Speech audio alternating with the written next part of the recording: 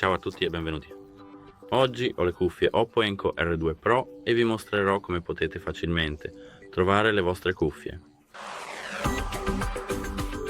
Se scorriamo un po' verso il basso vedremo "Trova i miei auricolari", dobbiamo toccarlo. E qui, come potete vedere, dobbiamo parlare degli auricolari. OPPO Enco Air2 Pro, dobbiamo cliccarci sopra e cliccare su consenti.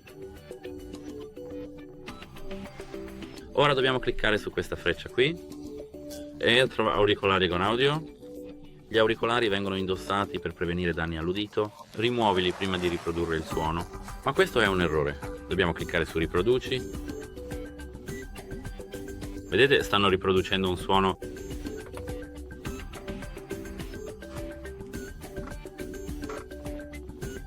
Ecco, fatto. Spero che vi sia d'aiuto. Arrivederci.